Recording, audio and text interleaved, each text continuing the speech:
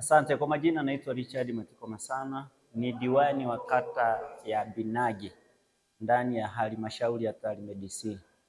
Ndugu waandishi, kwanza kabisa nipende kumshukuru Mwenyezi Mungu kwa sababu siku hii nilikuwa naisubiri kwa hamu sana. Lakini jambo lingine, naomba sasa kuongea na watu wa Binagi ya kwamba kazi walionituma sasa naenda kuifanya. Niliahidi mambo mengi mno, lakini mpaka hapo walikuwa wakiuliza mbona hatuoni kazi, lakini wengi walikuwa wafahamu kwamba tulikuwa tujaapa. Sasa tumeapa, sasa ni kwenda kutekeleza yale ambayo tuliwaahidi.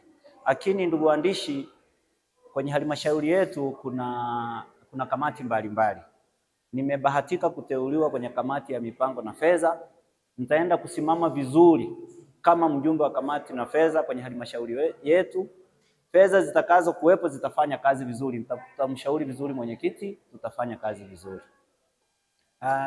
Ni kweli, kwanza tujipongeza, halmashauri yetu ina pato kubwa. Wengine unasikia wana budget hata milioni 700, lakini sisi tuna zaidi ya bilioni 19. Bado hela za mgodi ziko pale bilioni 4, ukijumlisha hapo ni pesa nyingi sana. Kwa hiyo sisi kama madiwani tunachoweza kusema ni kusimamia vyema kwamba fedha hii imekuja, inatakiwa ende sehemu ifanye kazi kwa wakati. Hivyo tu.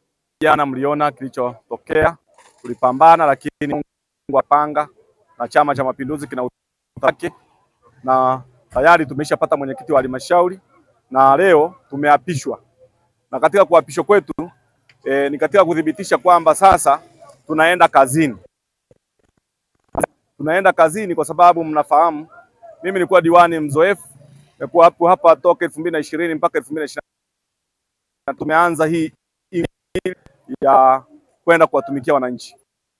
Tuko tuliwaahidi mambo mengi na tuliwaahidi kwamba mara baada ya kuanza kazi tutaenda nafahamu halmashauri yetu, halmashauri kubwa, halmashauri yenye mapato makubwa, na sisi kama waheshimiwa diwani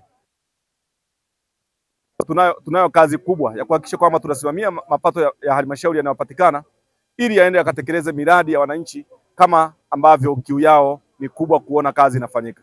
Sababu kukusanya fedha tu sio kazi, lakini kazi wanataka waione kwa macho na waitathmini. Lakini bahati nzuri katika uundwaji wa kamati, mwenyekiti imempendeza, ameniteua kama mwenyekiti wa kamati ya elimu, afya na maji. Kamati kubwa sana kwenye halmashauri.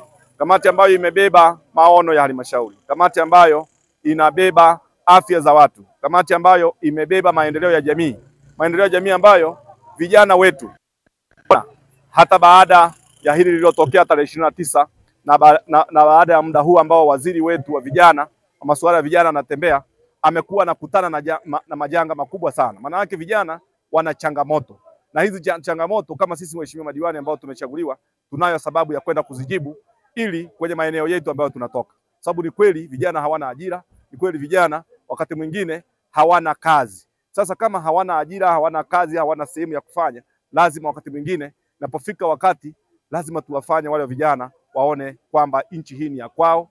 Na kupitia hilo sisi kama waheshimiwa madiwani na kupitia hii idara ya maendeleo ya jamii ambayo ipo kwenye idara ambazo nimepewa kusimamia, taenda kuhakikisha kwamba vijana natoa majibu kwa vijana. Zile fedha zimekuwa zinatolewa, lakini wakati mwingine vijana wetu hawapati elimu ya namna bora ambayo wanaweza kukopa zile fedha na wazikafanya kazi. Zile fedha zimekuwa wakati mwingine wanazichukua, wanaendea kwenye anasa, na wakati mwingine zinapotea bila kujua. Kwa hiyo sisi, moja ya jambo kubwa ambalo tutaenda kulisimamia kuhakikisha kwamba vijana wanapewa elimu, wanajua namna ya kukusanya, ya kupata zile fedha za mikopo, lakini pia tunaanzisha vikundi mbalimbali vya uwezeshaji na tutatafuta wakati mwingine hata wahisani wa kusaidia hawa vijana wetu. Kwa kusema haya, ndugu zangu, mimi naamini kwamba tutaenda kuchapa kazi.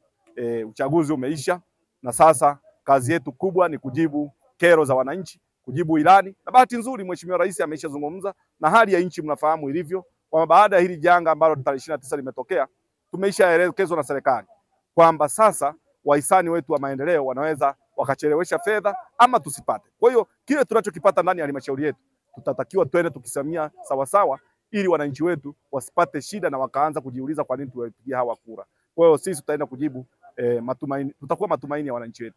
Asante sana.